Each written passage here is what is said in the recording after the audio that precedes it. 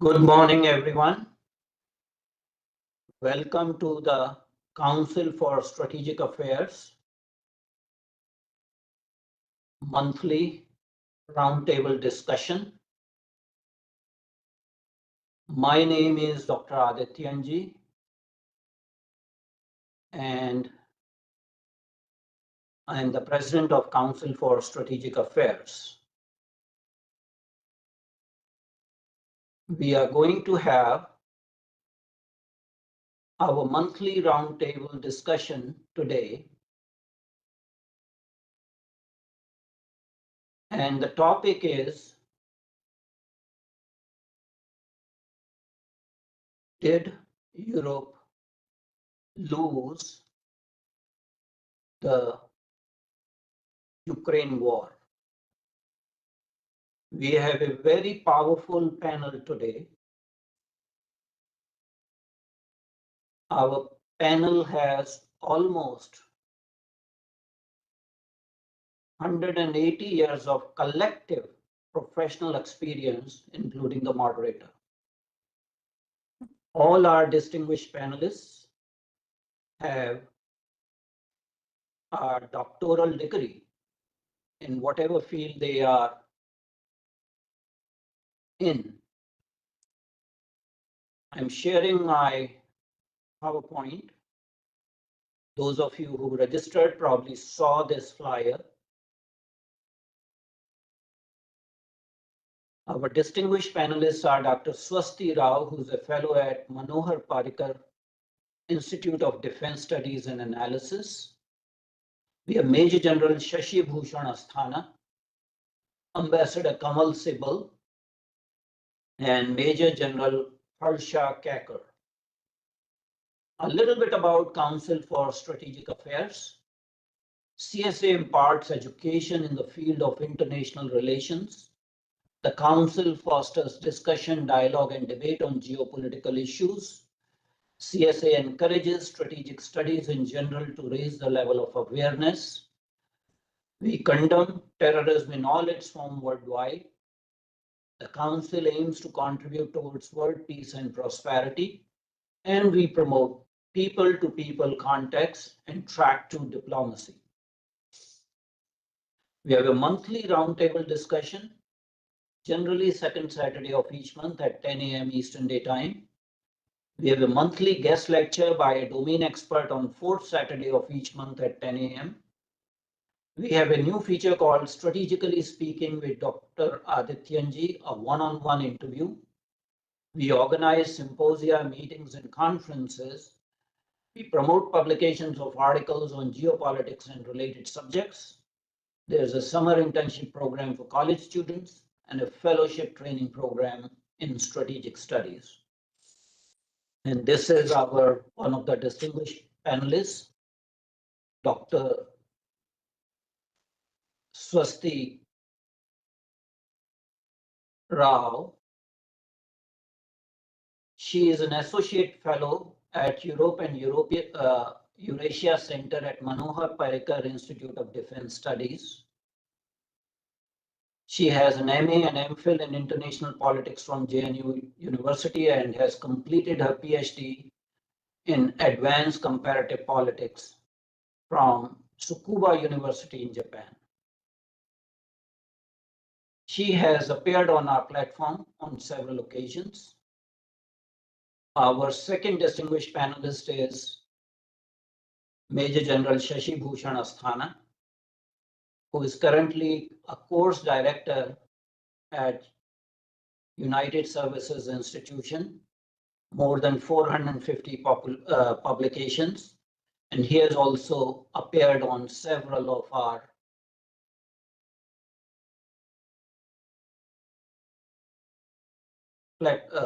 meetings.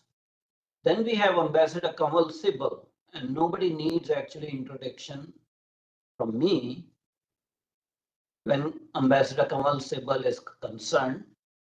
He has been Foreign Secretary to Government of India, and if I may add, he has been India's ambassador to Russia in the past, I think in 2007-8, around that time.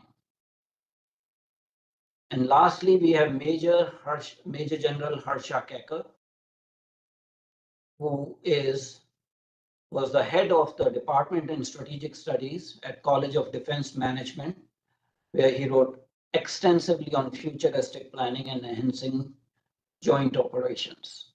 He's a prolific writer, and pretty much every day he is writing a column or an article. And I'm very pleased to say that he is a non-resident distinguished fellow at the Council for Strategic Affairs. So welcome to all our panelists. The way we will conduct this roundtable discussion is that every one of our distinguished panelists will make an opening statement for 7 minutes each. They are going to cover very diverse topics pertaining to their specialization. So there's not going to be any duplication, and they know what topics they are going to cover. We'll start with Dr. Swasti Rao, then we'll go to Major General Shashi Bhushan Asthana, followed by Ambassador Kamal Sibal, and then lastly, Major General Harra Kaker. So without further ado, it is my honor and privilege to invite Dr. Swasti Rao. She has a PowerPoint, but I hope she, goes through PowerPoint in 7 minutes. Welcome. Well, thank you so much. It's a pleasure and an honor to be here. I hope I'm audible and visible to everybody. Yes, I have a PowerPoint, and the way I suggested earlier is that I will, of course, run quickly through the PowerPoint, but then after we come to the individual moderation, session, you can ask me to go back to any of the points that you wish to be elaborated. So with that, I'll be sharing, the PowerPoint. I hope it is clear. It is visible. So you just let me know whenever it comes on screen so that I can just start talking about that. It is on. Okay, fine. So I just, yeah. So, well, yeah. So today's the presentation, and I put the PowerPoint for those of the audiences who may not know really the subject so well, and I keep getting this feedback a lot of times. Nonetheless, so today what I've done is that I've woven my presentation around this question of has Europe lost the war, and I start the presentation by asking, has actually Russia won the war? And I give certain points which tell a before and after story of what kind of a geopolitical, geoeconomic advantage was Russia in before the war started, and how those advantages actually started to slip down one by one in the course of the last 2 to 3 years. Then, of course, I'm going to be talking about the geopolitical dimensions, the geoeconomic dimensions. Yes. What I will not be covering in today's presentation is India-Russia relations, which, of course, if there are any questions, I'm willing to take them. But that's not really the focus, because the focus was on Europe. So I kind of did not really, go to India-Russia relations, which in my opinion, of course, should abide and continue because of, a lot of reasons in their own regard. Anyway, going forward, like I said, that has Europe lost the war? So I think the proposition doesn't really match the reality, because I think we would need to rephrase the question, has Russia won the war? And how really was Russia before the war? And in front of your screen, you would see some, 14, 15 points in this slide and the next one, which is that, of course, largely speaking, the Western alliance was not really united. NATO was declared dead, brain dead by Emmanuel Macron. It was becoming irrelevant. Europe was sleepwalking through the peace dividend. It was having these 3 dependencies on Russia for the cheap gas and oil, on China for trade, and for US for security. Similarly, US under Trump was waging these trade wars with everybody and was pivoting to Indo-Pacific very clearly. And the US focus was on China and on Indo-Pacific. Russian influence in the Central African Republic and the nearby regions was increasing through Wagner, of course, which was a mercenary group led by Yevgeny Prigozhin, and I'm sure everybody here knows about him. In the eastern side of Europe, there was already a gray zone of conflict, and it had been like that for decades. NATO's eastern flank was quite vulnerable with the Baltics. The Baltics were destabilized. In fact, one of the reasons why a country like Estonia actually developed all these cyber capabilities was, to protect itself against all the cyber attacks. Ukraine was destabilized, of course, after 2014. Belarus was and still is a Russian puppet. In Transnistria, Transnistria and Moldova, there was destabilization. And like I said, that weapons, Russia's weapon exports were roaring. It was like going to 31 countries, and India, of course, is one of the largest buyers of Russian weapons. Similarly, Russian peacekeepers have been present in the Caucasus. They recently withdrew, and by the Caucasus, I mean the region of Nagorno-Karabakh. Going ahead, yes. So like I said, and not just that, in the Central Asian republics, which is like the 5 republics out there, you will see that they were like nicely balancing between Russia and China. Russia's grip on Arctic was pretty firm. Russia dominated the Baltic Sea because Sweden and Finland were neutral. Russia also dominated the Black Sea. And in my opinion, and I think as far as I understand the technicalities, and Ukraine could not have become a member of NATO, because it had a problem in Crimea, it had a problem in Donetsk and Lugansk. Now, what has happened is that, of course, there has been a NATOization in that region. If you look at the new border, it is quite self-explanatory. So I don't really need to tell you, but then you can see that the old border and the new border, you can see 1,340 kilometers, to be precise, has been added to it. If you look at the geography carefully towards the Russian side, this area, which is the Kola Peninsula, here in this region, this one, there are, it's full of marshes and all of that. You don't really have so many people to protect it right now. NATO, on the other hand, of course, you can understand that Baltic vulnerability has been compensated for. It is backed by not only Finland, but also Sweden, and both of them are quite formidable. So they kind of, are giving NATO much more than NATO is giving to them. And of course, it makes St. Petersburg vulnerable. Quickly, not just there, but there has been NATOization in the maritime domain, because the Baltic Sea has also become the NATO lake. And this is the map of the Baltic Sea. And please remember, whoever is viewing, that we can keep coming back to that whenever we come back. So in the current war dynamics, it's very clear there are 2 fronts on the land. There is a Ukrainian counteroffensive, which is not doing very well.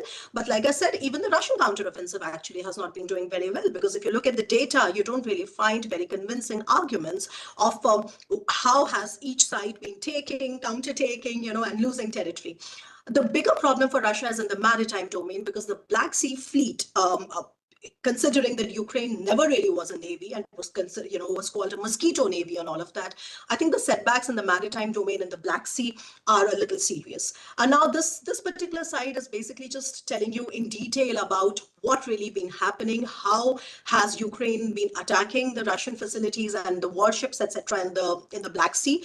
It's quite self-explanatory, but I'll skip it because, of course, the idea is the same. How has Ukraine done it? Clearly, of course, there is a role of the Western intelligence, and 2 specific things: the sea drones, and they have been sort of working on upgrading these sea drones. The latest out there, for example, the Magura V5, etc., and there are also AI-enabled drones there, and the cruise missiles. So if you remember the Moskva, the sinking of the Moskva, etc., they were done by Neptune anti-ship missiles. They also have the Scalp ones, which are a UK French joint joint organization, joint weapon. So going quickly, now Ukraine has also demonstrated capabilities to enter Crimea. For the first time, they actually landed there.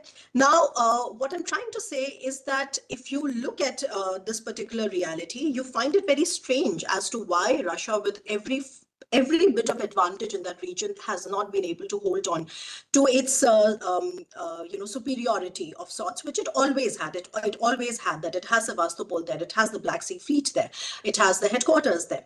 But that was the maritime military domain. Now, if you look at the trade domain in front of you right now, you can see that even there, when the war had started, of course, the Black Sea exports from Ukraine had kind of, collapsed completely. And here are the maps that show you how. But if you look at in the recent, years around it, I mean, you can see you can see where exactly they collapsed. And if you ask me how and what is the reason for the collapse, I'll tell you the reason was that Russia withdrew from the Turkey-backed UN grain deal. But I want to say is that right now, if you look at the exports, they are almost similar to the pre-war levels, and this is right in the Black Sea region. As you can see that this was the former route, but what Ukraine came up was a newer route which was closer to their territory. And for some reason, you've never really had a Russian ship attack them at all. So that's the reason that they have been able to get back to their pre-war levels. Quickly, like I said, that I wanted to talk a little bit about the Ukrainian counteroffensive. The point that I want to focus on here is that if you look look at this particular domain, I think the idea is that I see that Ukraine, despite having every possible numerical inferiority, every possible technological inferiority. I mean, you can't really argue that West has been giving Ukraine everything it needs, because you know that Ukraine has literally been desperate for weapons from the West, and it has actually, West has pretty much deserted Ukraine so many times in the last 2 or 3 Dr. years, Rao, and your time particularly in is the last 6 over. months. Yes, yes. So I'll just wrap up in another minute. The point that I want to sort of focus here is that perhaps Ukraine has taken more than in the last, I mean, the 6 months in 2022 in the Kharkiv and Kherson region than Russia actually has been able to take, if you look at the last 1.5 years, because they've been able to take Bakhmut, they've been able to take Avdiivka. And of course, I mean, I know I have all the details here for you, but the point is that it has still been very slow. So the idea that if you look at advance versus time taken versus men lost, it has not really been a very successful counteroffensive for Russia either. And the point to remember is that this comes at a time when Ukraine's, so to say, Western support has been lowest. Ukraine has been outgunned. Ukraine has been outmanned. So, I mean, a country as formidable as Russia should have actually finished the war. I mean, this is the perfect window for the last 6 months. But what you see is that Russia has probably taken a town here and then probably trying to encircle some more towns, but I think it is not making any strategic sense in the larger picture.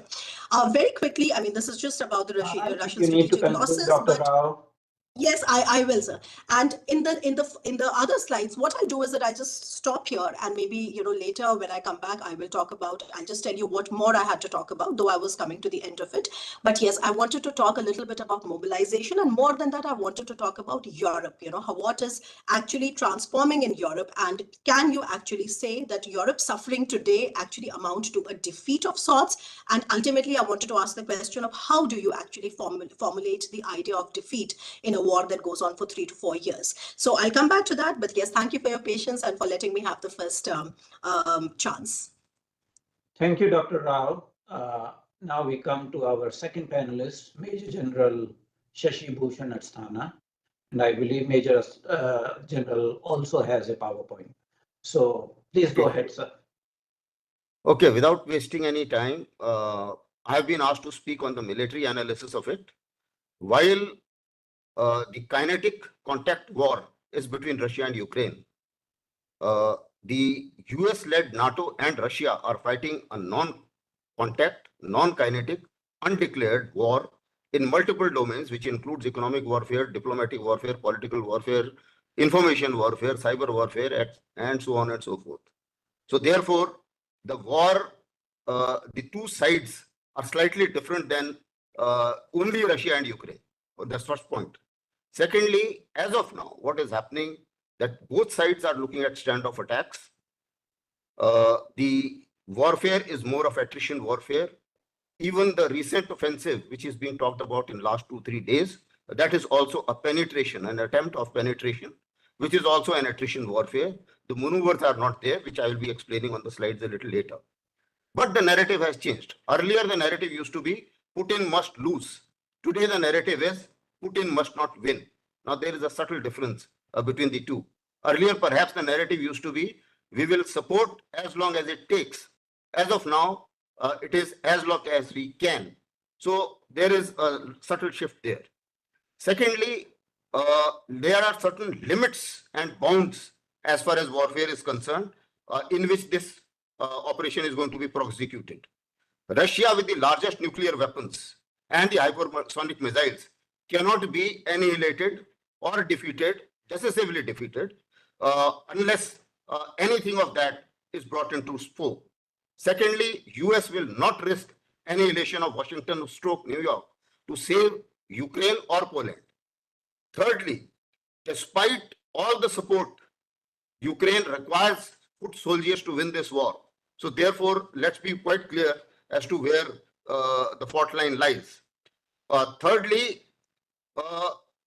we know that the American design, the Europe, has fallen prey to the American design of cutting off the dependencies of Europe on Russia.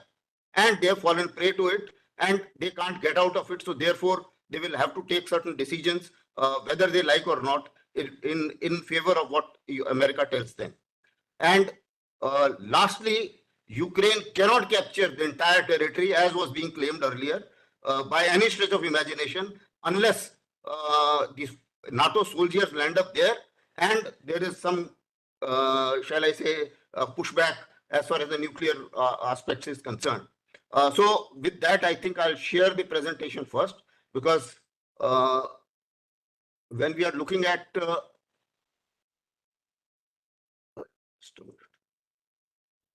sorry.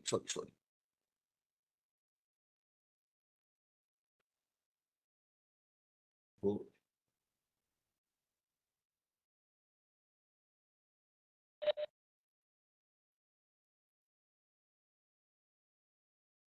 Sorry, Adityanjee, I think there is something wrong somewhere. Something went wrong. Yeah.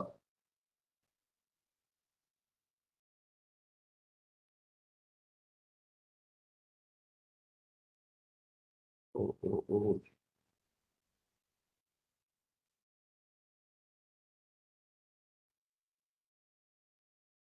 Yes, we can see your Can you see the presentation? Okay. Yes, we can. Now, firstly, as far as the war is concerned, if you just look at what NATO used to be earlier and what NATO is now, so therefore, whatever is in blue is now NATO. So when we talk of gains and losses, as Dr. Swati also mentioned, perhaps the Russian border has extended tremendously, and why these countries are shivering because you have Kaliningrad here, and in case Russia succeeds in Ukraine, people feel that perhaps they may like to make an attempt to join up this as well. The second and most important thing is that the war has to be read slightly differently than what many colleagues of mine read it in that manner. Now, this is what was in the beginning of the war. I need no explanation. Now, this is what happened on the first year. Now, in the first year, everybody believes that, okay, firstly, people thought that Russia will win with shock and awe effect, and their maneuvers happened around Kyiv. Now, these maneuvers, Russia, to be very frank, had no capability to capture Kyiv at any point of time. They landed up with 2 lakh soldiers. There were 6 lakh soldiers of Ukraine's, and there was very strong defenses against Donbass. So what Russia did here was that they had to threaten a depth objective, which we call it as turning movement. Now, in this turning movement, they threatened Kyiv. They got some of the defenses of against Donbass were turned in a manner that became a little softer target, and that's why Russia could gain territory against Donbass. Otherwise, it was not possible. Russians' miscalculations were they thought that perhaps Zelensky will give in so soon. It didn't happen. They also thought that they will get support from Kharkiv, Russian-speaking people. That didn't happen, and they went into they discounted that it was a built-up area, and therefore they were short of infantry. The unfortunate part was that the way it went off, they got a lot of casualties, and notwithstanding that, they gained whatever we see in the third slide now. As far as what is shown in blue is what is the case of the Ukrainian counteroffensive. Now people can say that, okay, whether they won it or they could gain this much or otherwise, but my military analysis says that Russia realized that they cannot hold on to Kharkiv. The built-up area was not possible to be held on, and so therefore they thought that they must get into a viable defense line, and they learned some very good lessons in this war after facing so many casualties. So they made a viable defense line. In both sides, they vacated the area and got behind the river Dnieper, and that's how this was a viable defense line. I'll show a little later. Now, with this, what happened was that Russian counteroffensive Ukrainian counteroffensive could not make much of headway. Similarly, as far as Russians are concerned, when they were actually, they also learned a lot of lessons. Their logistics was bad. Their infantry was was not good, sufficient enough to hold any of the built-up areas, whether Kharkiv or Kherson or whatever. So that's why they had to withdraw. And now, of course, the war seemed to have been frozen for quite some time, but then unfortunately, both sides have adopted to the standoff attacks, as I mentioned earlier. Now, this is the kind of defense line which they prepared, which is quite an exhaustive one, and that is why, irrespective of how much support Ukraine got, they found it difficult to manage thereafter. Now, this is the situation as it exists today. You will see the kind of attrition warfare that in October, if Avdiivka was here in February, you can imagine that this was the situation, and the scale is just 4 odd kilometers. So therefore, in 6 months only, this much of territory was gained, and that was the kind of attrition warfare which both sides went through. Now, when we talk of conflict termination, now termination is defined in the manner in which it is shown: complete surrender, withdrawal, negotiated end. Nothing has happened like that, and the termination can only happen when perhaps the conflict shifts to other means of persuasion. Nobody is in a mood. Still, the use of force is being thought of. Similarly, it is also said that if you concentrate exclusively on victory with no thought to the after effect, you may be exhausted by profit of peace. I think the West as well as Ukraine did not think about this basic principle, and that's why they really don't know thereafter whether they will be at peace ever. And same is the case with Europe. And then we talk of the essential and ingredients of victory. Now, in the ingredients are how much, what was your aim and what did you achieve? Now, you take about the Russian aim. Russian aim was very clear that firstly, arrest the trend of the expansion of NATO. I think they have failed there in some manner, but what they have gained is a little more territory. They have ensured that Ukraine doesn't become get into the NATO, which in any case was difficult, as was brought out. As far as military aim is concerned, it was very clear: capture Donbass, make a corridor, join up with Crimea, which has been done. Similarly, and the aim plus is that if you can take on Odisha and join up with Transnistria, you can landlock Ukraine. Now, that has not been done so far. As far as the maritime affairs are concerned, I think Russia has not done as well as they would have thought it to be. But capturing Crimea was essential and is very essential for them. And holding on to Crimea is essential, and so far they have all held. So, Sir, can you conclude, please? You have last 1 minute. 1 minute. So, similarly, when we talk of the end state, yes, as far as Russian aims are concerned, to a great extent, they have achieved. As far as Americans are concerned, that's the other part. Americans have also achieved to some extent. They have weakened Russia, no doubt. They have also reduced the dependency of Europe on Russia. That is also done. As far as their arms market is concerned, with expansion of NATO, there are more buyers, so they have gained that as well. As far as Europe is concerned, they have everything to lose: no peace, bigger threat, and sovereignty, and they can't make sovereign decision independent of US. So that is the state as far as they are concerned. Ukraine, they have everything to lose. And when we talk of victory, I don't think any of the parameters, I've given various parameters which define victory, fit in to any of the sides as of today. So I don't think any of the side has won very clearly. But certainly, as far as the land warfare is concerned, Russia has an upper edge as of today. And similarly, none of the sides, especially the West, has not thought of the exit policy, and that's why they are struggling with the exit part of it. Thank you, now, Major General Asthana. You need to conclude now. Yeah, okay. I've finished that. So therefore, now Russia is looking at the Russianization of whatever they have captured. Land warfare-wise and the continental domain, I think Russia has gained a lot. A confident Putin is certainly a big threat and is a much bigger threat to everybody else than it was earlier. So I'll conclude here and wait on for the questions subsequently. Thank you. Thank you, Major General Asthana. Now it's my pleasure and honor to invite Ambassador Kamal Sibal. Ambassador Sibal will talk about diplomatic issues and international relations issues on this particular topic. Welcome, sir.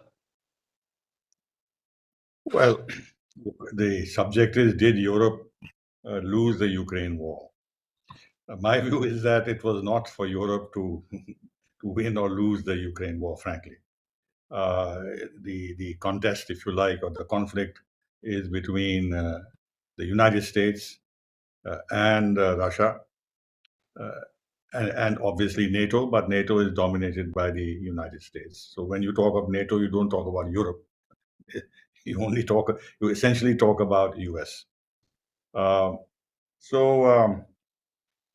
This conflict is being driven by the United States. They saw a chance to weaken Russia, impose a strategic defeat on Russia. They used all the means at their command. they thought that economic sanctions, extremely stringent, would lead to the collapse of the Russian economy, that diplomatically they will isolate Russia and potentially bring about a regime change. Nothing of this has happened. Nothing of this has happened. And Europe has been a supportive player in all this, but not the central and the principal actor.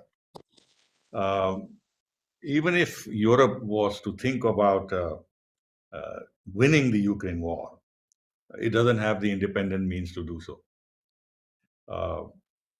Because of the fact that Europe has enjoyed long decades of peace, they have been reducing the size of their armed forces in every domain, including in the case of France, for example.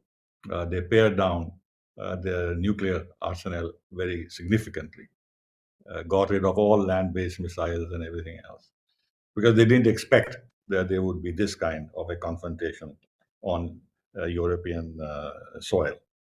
They still have some limited means for defense if attacked, but even that is very debatable. Even when, let's say, France intervened in North Africa, they didn't have enough transportation to carry their soldiers there and had to rely on the American transportation support. So they'll have to depend on the United States for their security in the conditions in which they are currently in, and their capacity to beef up their defense expenditure is also very limited. Apart from the fact that economies are not doing well, they have created such an the welfare economy that it will have to be at the cost of welfare schemes, and that the public will not accept. They will not accept a reduction of the kinds of support that they get from the state. But the Baltic countries are the most vociferous in this war against Russia and advocating NATO intervention and everything else. But look at them; they are militarily totally insignificant. In fact, it's a question of the tail wagging the dog, and it's almost comical, the kind of statements that come from Estonia and Lithuania and Latvia. Poland is a little more powerful as a country, but again, with very limited capacities. And now Poland, in trying to get into the good books of the Americans, is saying that they are willing to accept the positioning of US nuclear arms on their soil. NATO has placed a limited number of troops in countries close to the Russian border, but they are rotational. Now, if you have 10,000 troops, what does that mean if there's going to be a real conflict with Russia? Yes, these troops serve a purpose of giving a sense of confidence to these countries that they have NATO protection, and that if Russia, for any reason, attack them, then it'll trigger Article 5 and NATO will come to their defense, which essentially means the United States will come to their defense. Now, the point is that Europe is facing a formidable nuclear power. They don't seem to be taking the constant reminder of President Putin himself that if they are thinking of a strategic defeat of Russia, then they have to take into consideration the nuclear deterrent of Russia. And as you know, Russia has ordered nuclear drills of non-strategic nuclear weapons in response to the British statement of the foreign minister that the UK supplied weapons can be used against Russia. And France has talked about strategic ambiguity of positioning NATO troops on Ukrainian soil. There are NATO advisors and others on the ground already. They have admitted. In fact, they are helping in the logistics and in the targeting of Russian targets, as well as supplying intelligence and everything else. But they are not taking into consideration, I mean, Europe and the United States, the fact that they have ultimately to come face to face with with Russia's nuclear power, if it actually meant an open conflict with Russia, and neither side wants it. Basically, US, NATO, the European strategy against Russia has failed, and Russia's strategic defeat has not been achieved and will not be achieved. And the military defeat of Russia will also not be achieved. On the contrary, Russia has revamped its war machine. And if you look at the numbers that are coming out about the buildup of Russian capacity in terms of new tanks and ammunition and missiles and everything else, in fact, they're doing much better than now than before the war started. The sanctions have proved ineffective. Russia is not isolated at all. In fact, it has strengthened its positions in the Middle East as well as in Africa. And look at their relationship with India. I mean, it is blossoming. And India is buying Russian oil, and generally the trade has gone up. The Nord Stream sabotage has cost Germany hugely. And in fact, it's hit German energy resources and has affected their industry a great deal. And Germany, as you know, is the motor of the European Union economically. So if Germany is in recession today, it's going to have very serious consequences for the rest of Europe. Ukraine was given a lot of weaponry.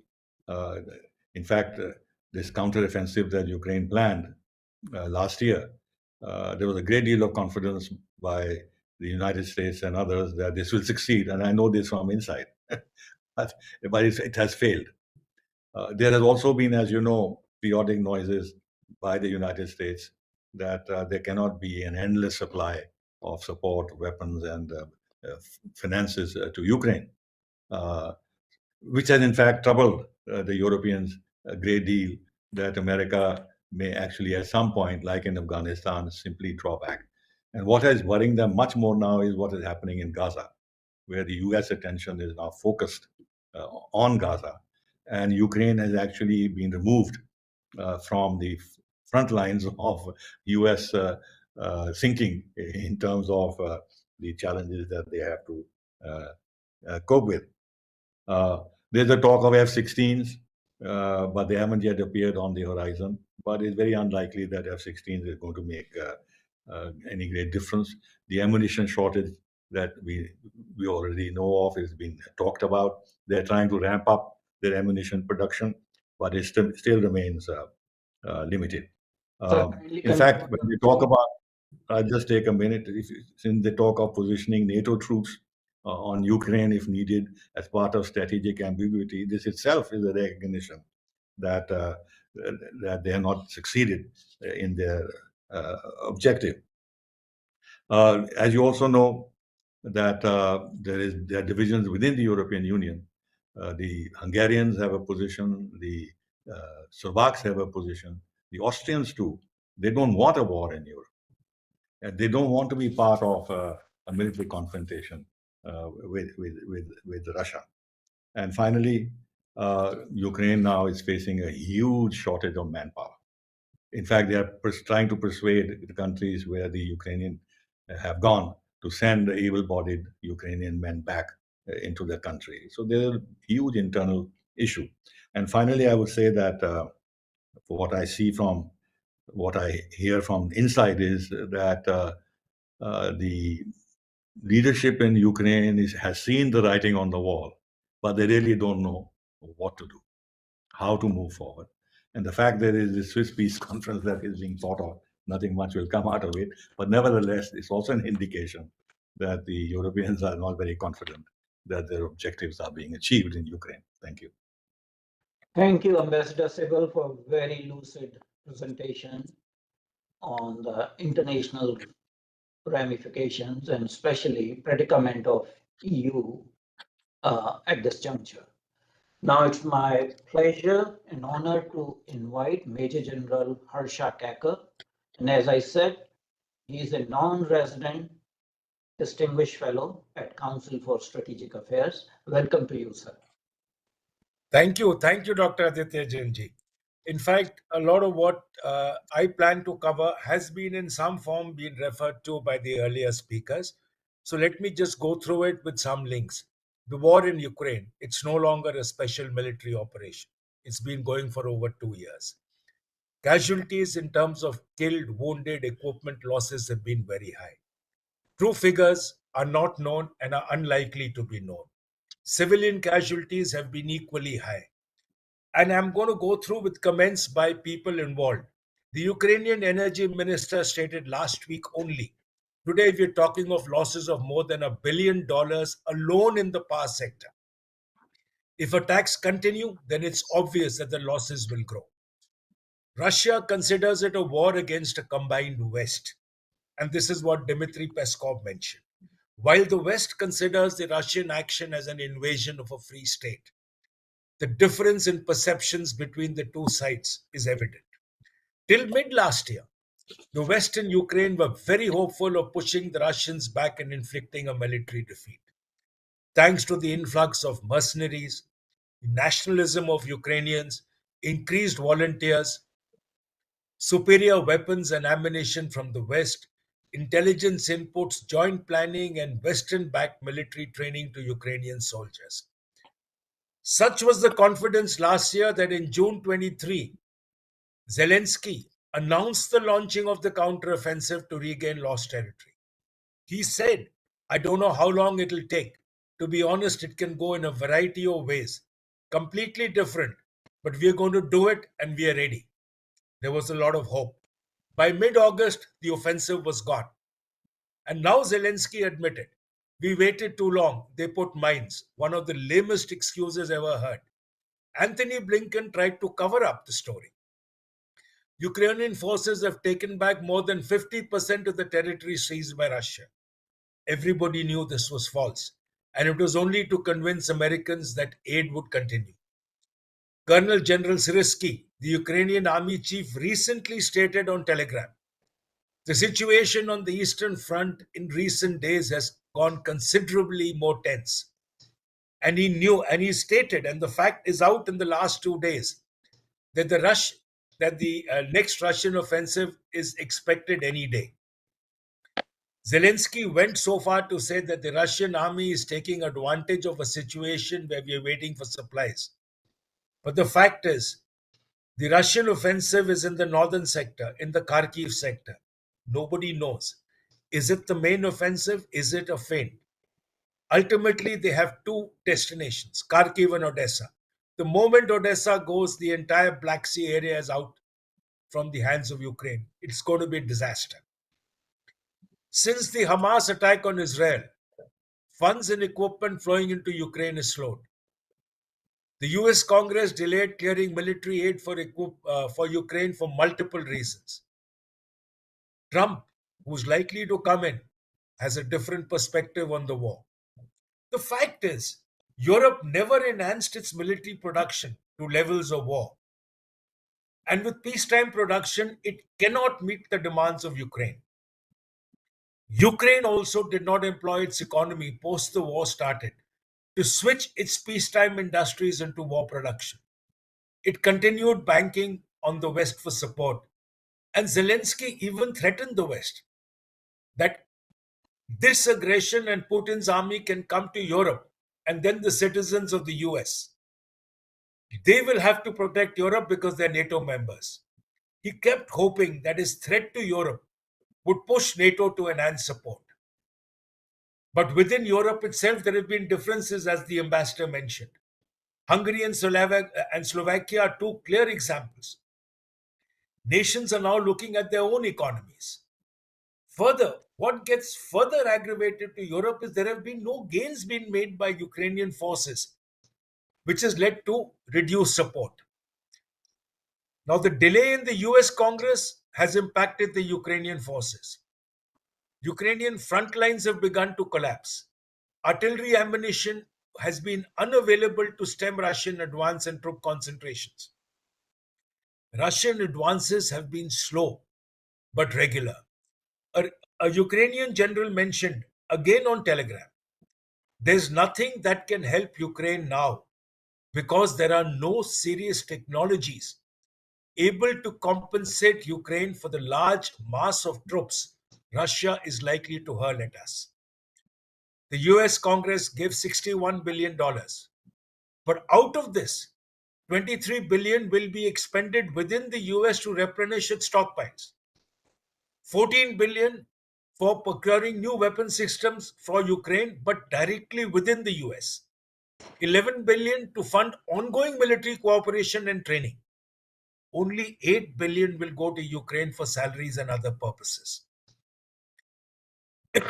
As Brahma Chelani said, that the total package passed for Ukraine, Taiwan, and Israel is far higher than the defense budget of every country other than the US, China, and Russia. That is a sort of problem that is coming, is how much are you going to continue funding? It's already exposed NATO's military shortcomings, including its inability to scale up production. As per SIPRI, the Russian defense spending last year was 24% above the previous year and 57% since its takeover. It was USD 110 billion.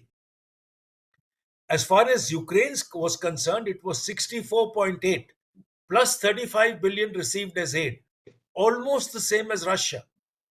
But then most of it was on imports, which are far more costlier than domestic production, which Russia has done. Russia's military equipment continues to flow from within its own factories, which is reconverted. It gets material support from North Korea and Iran, dual-use technology from China. And you can see the impact. Putin's first overseas visit post his re-election is to Beijing this month. Anthony Blinken tried to push Beijing to pull back from supporting Russia. Nothing is moved. There is no way Ukraine can match Russian military equipment and manpower at the front lines. Today, about 2 days back, Russia has now asked women prisoners if they wish to volunteer to fight on the front lines. $2,000 a month and a pardon after 1 year service. Thousands have volunteered. Ukraine, on its part, is reduced drafting age by 2 years. Implementable from 1st of June, hoping to reduce its dwindling manpower. There is no more nationalism in Ukraine. Those who are being conscripted, there are reports that clearly state they're either leaving the country or bribing recruiters. If you look at the recent exhibition of Western military equipment captured by Russian forces during the fighting in Ukraine, the aim was to tell Russians that the aggressor is the West and Russia is defending.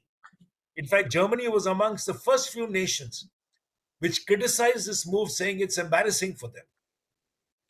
Macron and the UK Foreign Secretary mentioning about moving NATO forces into Ukraine. The moment the French diplomat was summoned by the Russian Foreign Ministry, Paris backtracked. Germany objected to Macron's comments. And Moscow, to convey a clear warning, conducted a nuclear weapons exercise. The pressure building in the north, pressure building in the south. Time is running out. No matter what amount of aid you give, the aim is only to hold the Ukrainian lines. It doesn't have the capability to regain any territory which has been captured. Today, the US aim is only to prevent Ukraine from going under or enabling them to hold their front line. This is known, but what are the options? The US has little choice but to begin backdoor diplomacy. The Swiss conference, which is scheduled in mid-June next month, Russia has refused to attend. What is going to flow is possibly options for Russia. The fact is, Russians' demands will not change. And ultimately, the West will be compelled to eat humble pie. As far as Russia is concerned, it will be unwilling to release any of the areas it's captured. It will demand a permanent no entry of Ukraine into NATO, and it will also demand the removal of Zelensky. Ultimately, that is the final state. The Russian offensive has begun. The longer the delay in commencing dialogue to end the war, the more Ukraine loses, the greater the destruction. Reconstruction costs are going to shoot up. Funding Ukraine is going to shoot up. By December, in case Biden loses the election, the entire scenario may change. The ball is only in the courts of Brussels and Washington. Zelensky is only a puppet. It is they who have to push the talks and try and push a ceasefire. I finished. Thank you, General Harra Kaker, for a wonderful exposition of this current situation. Whenever there's a war, we talk about when the war actually started. There are questions about that. Who are the parties? Are the parties Russian Federation and Ukraine? Or there are other parties? And looks like, yes, there are other parties. And that's why the rhetorical question was asked, did Europe lose the war? By asking that rhetorical question, what does not imply that Russia won the war?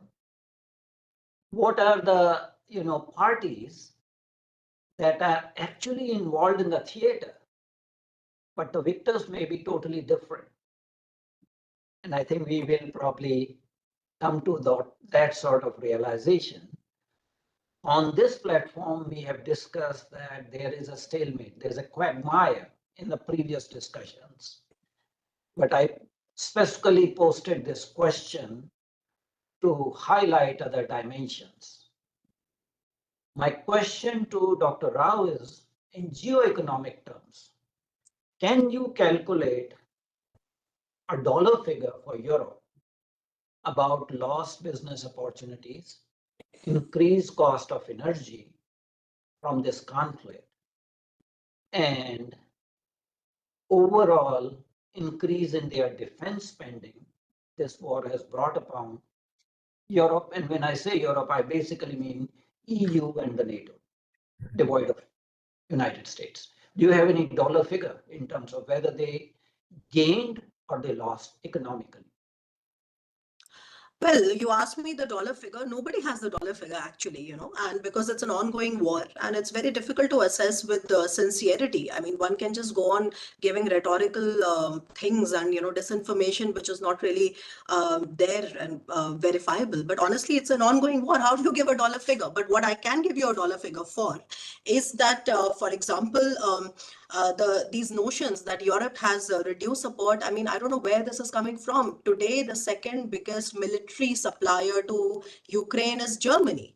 So I think we need to update our understanding of where exactly Europe is looking at it, because ultimately, I'm of the opinion that, Russia's hold of that little territory in Ukraine, regardless of whether it's able to hold it, able to expand it, or not expand it, is of little significance all over the world. In fact, even in Europe, as you go west, you see very little understanding of what all areas of Ukraine is Russia fighting on. The idea is that the longer the war stretches, I mean, you are finding yourself in a completely changed geo-economic scenario, a completely changed scenario of who is buying weapons from where and where is the energy flowing, okay? And I think that is where the things are. And also a couple of things I want to talk about, because you asked me about figures. Right now, I think there is one sense, and I totally agree with that, which is that, this understanding that Europe doesn't have the capacity to do more and all that. Two things. One is that unlike what everybody thought, because it was all over the place, and I have also written about that, Eurozone actually did not slip into recession. If you check out the latest figures on 30th April, they have not, slipped into recession. So that was a kind of a wishful thinking from people who thought that, oh, Europe's economy is now down the drain. I think Europe's economy is not down the drain. And the reason they are very careful is, and one of the ways in which you see how they are careful is how they are, treading their de-risking rhetoric against China. And they do not really wish to de-risk right now because, of course, economy is important. So I think we need to keep in mind that fact. The other thing is about supporting Ukraine. If you ask me the figures of in terms of their GDP, how much are the Europeans in terms of as a bloc are supporting, you would be surprised that it's not even, 0.5% of the combined GDP. Not even, it's like 0.1 or 0.2%. I mean, I have a figure for that there. And this is just about the EU and the US, by the way, okay? So the Europeans are actually not doing enough. And it is a misnomer to think that they don't have the capacity. What they are doing now, if you give me some time, is to tell you what really is happening there. What really has been happening is that I think in Europe there is a very clear understanding that if Trump comes back, they will have to fend for themselves. Okay, that understanding is very clear. And also this question of Slovakia and Hungary is not understood well, because if you look at what is happening in Europe and the kind of verticals that they are working on, if it is coming from Brussels, they are absolutely agreed upon by both Hungary and Slovakia. So I think that you need to understand what bit of it is rhetoric and what bit of it is real. Europe has come up with its first ever defense industrial strategy. They have already bypassed their treaty, restrictions on procuring military aid for Ukraine. Of course, they have put together a lot of things. It's not very important, so that's not the point. The point is that this notion of Hungary and Slovakia not being on board needs to be understood better, because ultimately all these instruments have come into place only by the support of all the 27 member countries. So we also have to somewhere understand that what you hear in terms of rhetoric, I mean, again, I always ask a question that if Hungary and especially Hungary is so upset with Europe and NATO, I mean, would it ever plan to actually leave the EU or the NATO? And the answer you always get is never. Okay, and then there are a lot of other things also. So we need to be a little careful, is what I'm trying to say. These are not blanket statements. Finally, one more thing. We need to move on.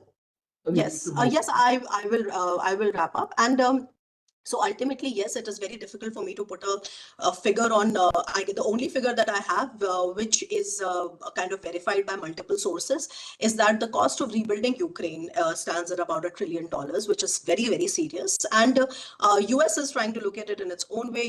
They have already started thinking about how to liquidate the Russian assets. They can do it because they do not really control too much of frozen Russian assets.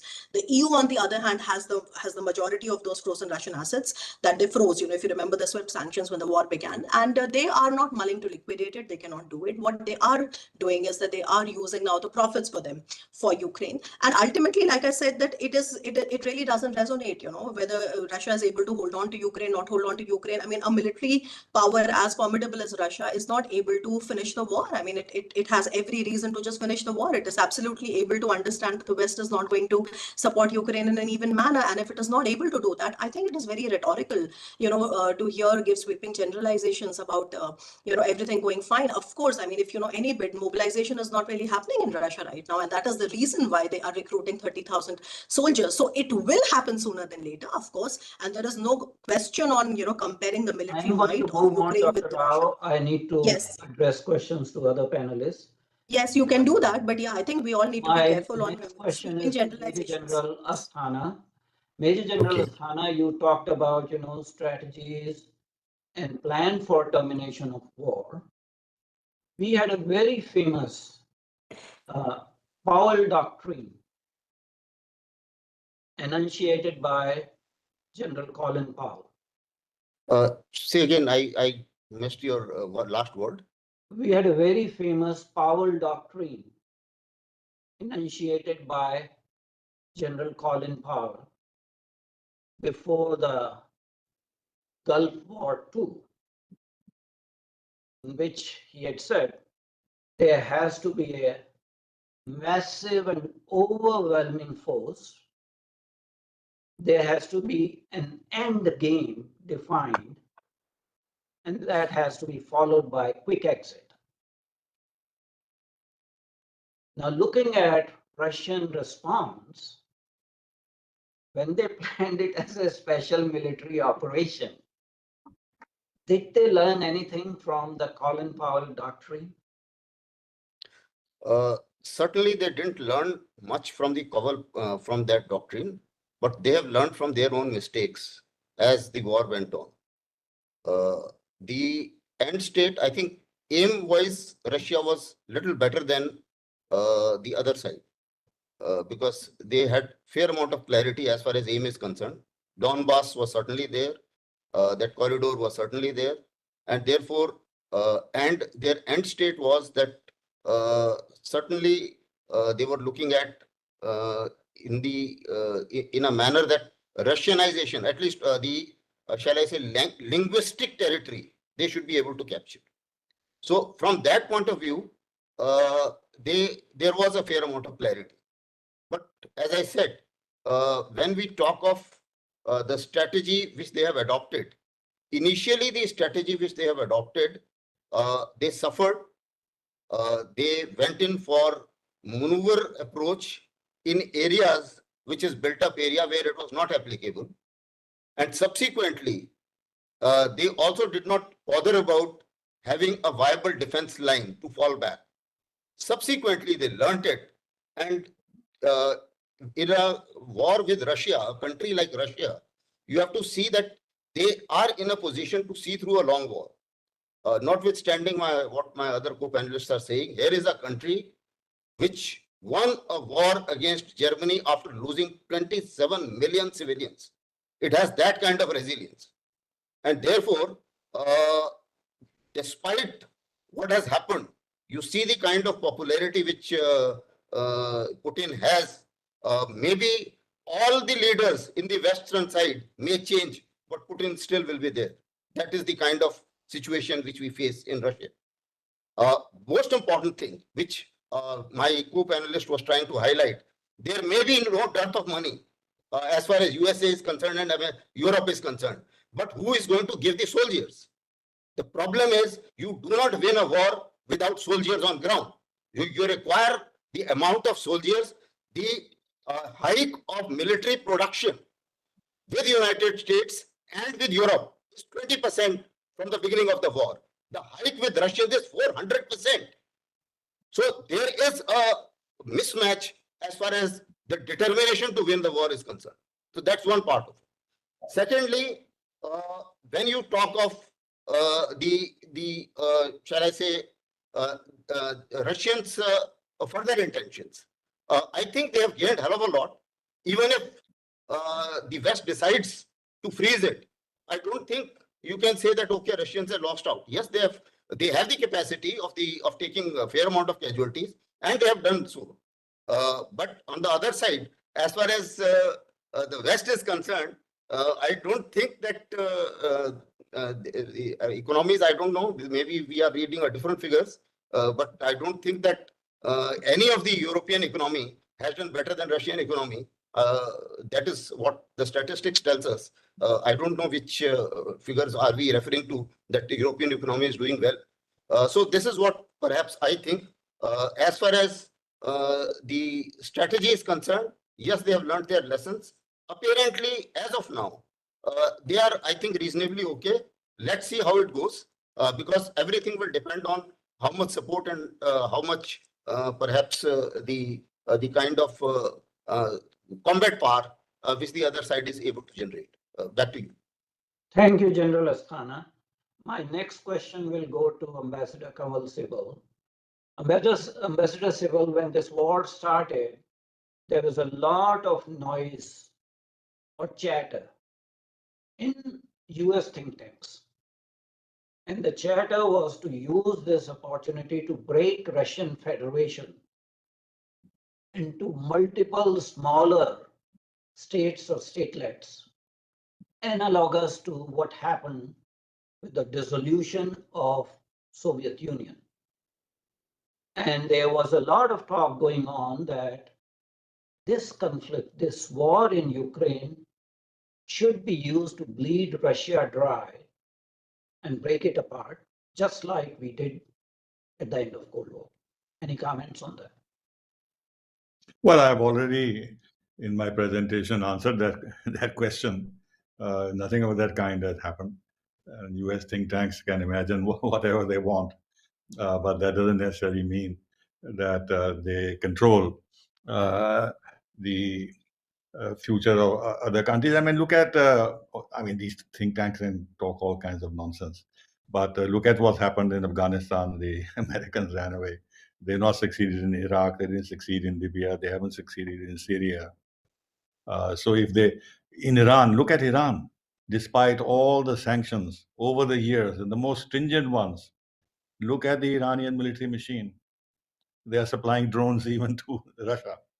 And they have shown their capacity to even target Israel directly. By, I don't know if they actually sent 300 missiles or not, but they showed their capacity. Now, this being the situation, do you think that all these sanctions and everything else that the US think tanks are visualizing could actually contain Russia's military development or its capacity to fight back? I mean, if a country like Iran has succeeded, there's no way. That is one. The other is that Russia is a very self-sufficient country. It has everything it needs. It has energy, it has gas, it has oil, it has a good defense manufacturing industry, which they are ramping up. They are a huge food exporter. They have space technologies, they have nuclear technologies. They export fertilizers, they export timber, they export coal, huge natural resources. So their staying power is immense. And now with Putin being re-elected by a big majority, it appears that whatever the West might say, that Putin enjoys popular support. So that idea that they'll impose such costs on Russia that the public will somehow revolt against Putin and a regime change can occur, nothing of that kind happened. And now the Westerners are themselves admitting that the Russian war machine is back on track. In fact, they have learned the lessons of the military lessons from this conflict. They have changed their strategies, and their production has been ramped up a great deal, far more than the West can ramp up its production. So therefore, yes, Russia has suffered, will suffer. After all, in any conflict situation, it's not as if costs are not imposed. And Putin recognizes that.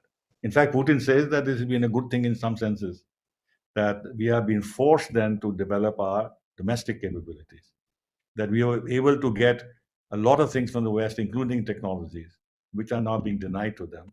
And this is now compelling them to develop domestic manufacturing and develop domestic technologies.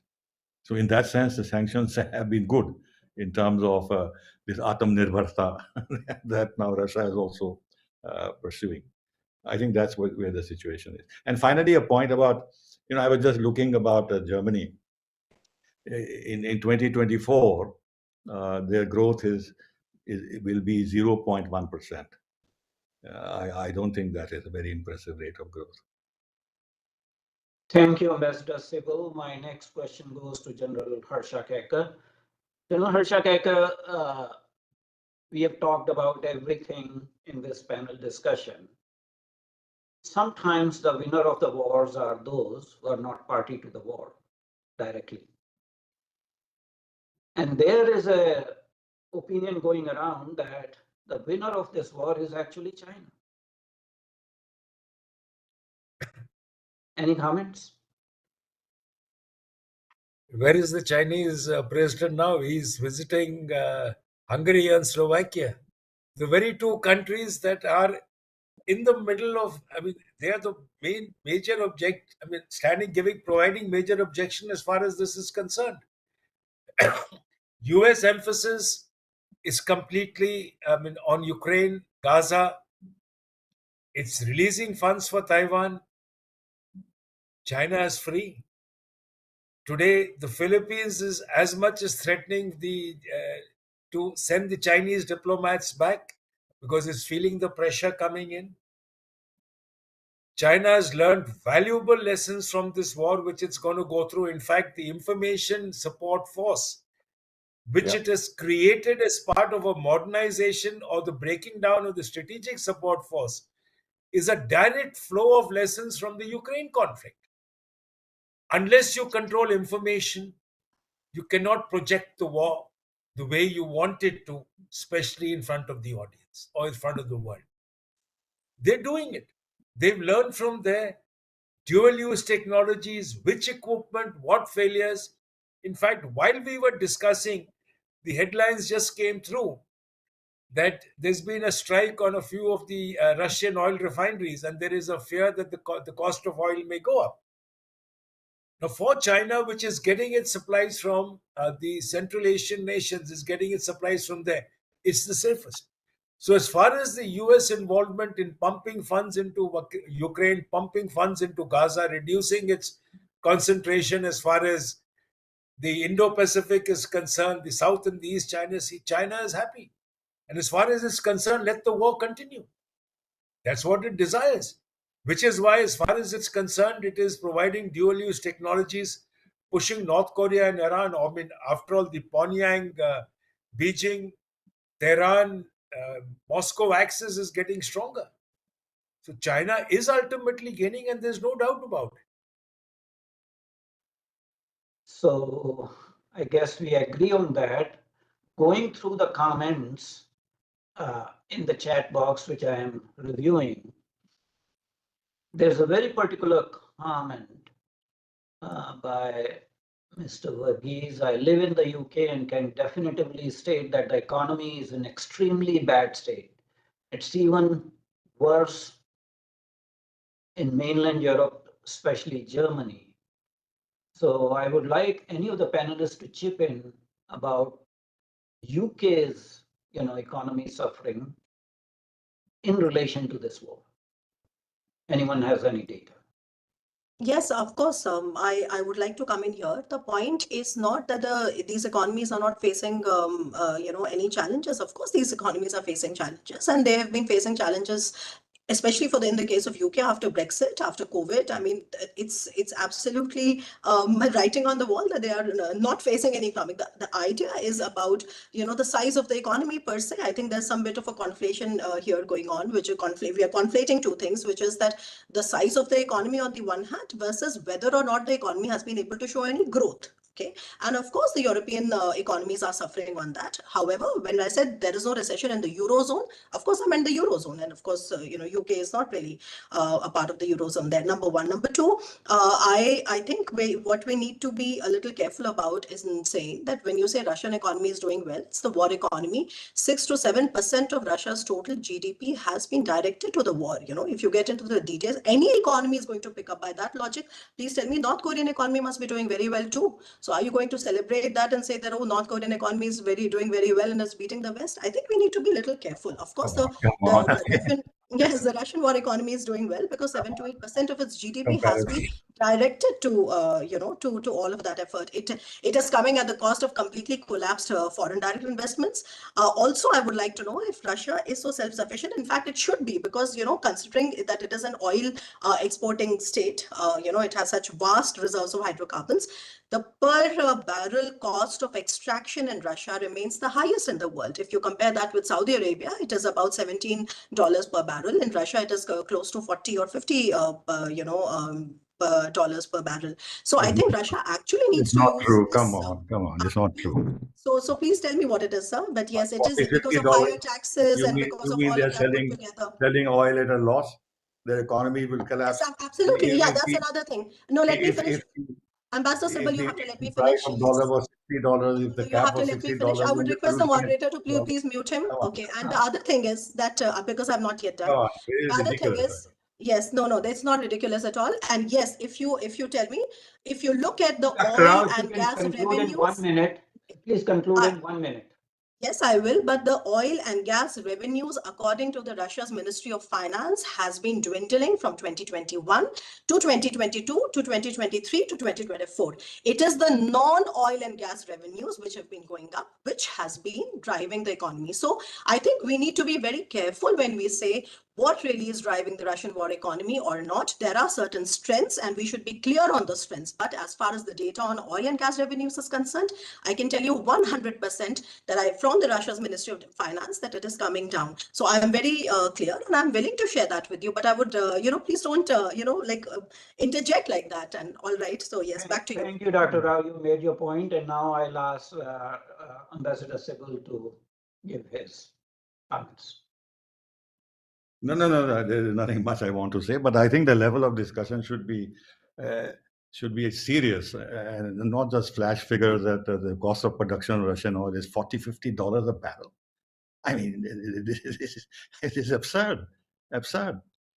Saudi Arabia in the past, I don't know what the present cost is, maybe it is $17, I can't say. It was $2 a barrel.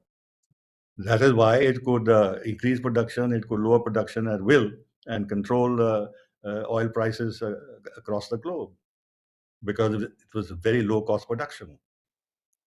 But yes, Russian has not been able to sell oil to Europe as they were selling earlier, gas to Europe, and therefore the revenues from hydrocarbons have declined, there's no doubt.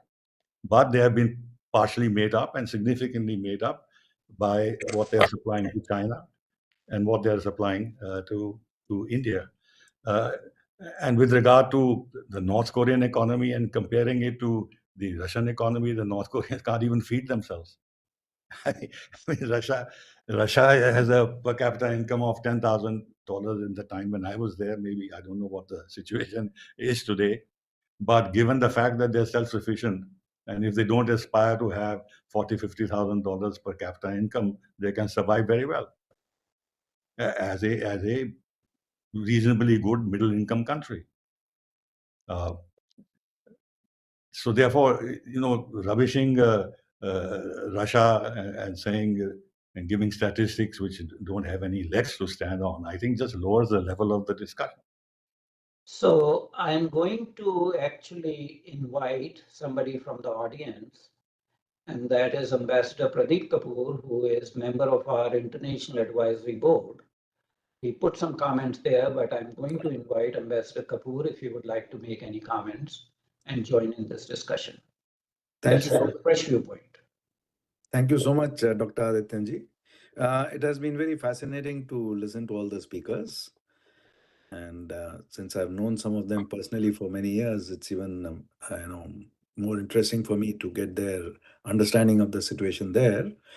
What I see of Russia is that it spans about 11 time zones. It is the biggest country in the world. It has resources which are absolutely phenomenal in terms of if you compare it to any other country in the world. And it has great depth and great strategic depth also. So for the West or anybody else to take Russia lightly is a very serious mistake. And the only way that they can deal with Russia is by sitting across it on the table and talking with them in an honorable manner. Not in a sort of a manner which sort of tries to put them down, which the West has been trying to do for many decades now. And that is an absolutely incorrect approach. But what I would like to listen a little bit more from the panelists is about, what I've written in my comment, that we are talking about the war, we are talking about territory, we are talking about weapons, we are talking about soldiers, we are talking about drafts, we are talking about gains and losses. But looking at it just purely from the human angle, the humanitarian angle, and there has been so much of disruption of family life, there's been so much of disruption of normal existence, of economic work, of growth, of supplying the world with all the crops that they were supplying with all the energy that they were supplying with earlier. These two countries in particular. Now, it has impacted the economies of the world in a very, very significant way, including the UN SDGs have been set back. And, the whole world has been impacted, not just Europe. Europe has been even more seriously impacted from whatever I hear from a lot of my colleagues, irrespective of what some of the panels may say, that, their costs have gone up significantly. Their life has become more difficult for this, due to this war, and plus due to the other immigration factor of one of the communities. So it is something which is going to shake up the world for many more years before the world settles down to a sort of a reasonable equilibrium. Now, how does the rest of the world also hope to cope with this very serious disaster which has happened in this century? And the scale is far, far greater than what is happening in Israel and Gaza in many ways. But not to belittle that, but to just, since we're talking about Russia and Ukraine primarily in this talk, I'd like to hear about the panelist's view on this aspect of the destruction which has taken place. Thank you, Dr. Adityanjee. Thank you, Ambassador Kapoor. War is never a very favorable option. It always brings misery. So human cost is always there in the war. There were opportunities to come to a decent conclusion, but in April of 2022, that opportunity was squandered when Boris Johnson prevailed upon President Zelensky not to agree to any negotiated end of the war. But I'm going to invite somebody else also from the audience, and that is Professor Shri Ram Sundar Chaulia. Professor Chaulia, would you like to make any comments and join us in this discussion? Thank you, Adityanjee. Very briefly, there has been less of a focus in this panel on Europe, which was supposed to be the theme. So I was expecting more on Europe and the European Union and its role and what's been happening in the European response. But anyway, I'll just briefly also interject on the Russian economy and its health, the supposed health that some of the panelists are talking about. I see Russia in long-term steady decline. 2.1 to 2.2 trillion dollars is the overall GDP, and it is now slipped to 12th or 13th in the world. And just I mean, at the current rate of decline, I very much doubt if it can sustain itself even in the top 15, because there are some who are moving up. If you look at the G20 as a whole, so Russia as a power, if you look at the grand objectives, there's all this talk about Russia being so deep and having strategic depth and having so much strength and all that. By no yardstick can it be considered a great power today. No international relations scholar worth her or his salt will say that Russia is a great power today. The only thing that it has is a nuclear arsenal that is a legacy issue going back in time. So I see that actually, although Russia, the question is about Europe, and I wish more has been spoken about Europe because most of the senior panelists seem to be obsessed with Russia and its supposed greatness. I unfortunately disagree very strongly and believe that actually Russia is in terminal decline. The technology access, the ability to innovate, the ability to diversify away from fossil fuels, these are ultimately going to determine the health of the Russian economy in the long run. I see it slipping below 2 trillion and even coming to just barely 1 or 1.5 trillion in time to come. So they better think about medium to long term. I find a lot of the panelists are speaking about last quarter GDP growth rates, 3% or 4%, and they seem to be exulting around it. I think we need to take a more measured view of Russia as a power, because Putin's objective has always been to restore Russia's greatness as a leading power or as a superpower, and I'm afraid that on that score they are losing badly. Thank you. Thank you very much indeed.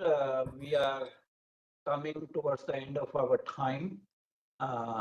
It is definitely a contentious discussion, and we have had very strong opinions expressed. Nevertheless, we shall continue to watch the situation. It is not end of the saga. We don't have an end result or end to this war in sight at this point in time. So we will continue to deal with this particular subject on our platform. My heartfelt thanks to our distinguished panelists, starting with Dr. Swasti Rao, Major General Shashi Bhushan Asthana, Ambassador Kamal Sibal, and Major General Harra Kaker. I'm also thankful to our audience who took time on Saturday morning to participate in this roundtable discussion. My special thanks go to Ambassador Pradeep Kapoor and Professor Shri Ram Chaulia, who, without being invitees to this panel discussion, contributed to this discussion.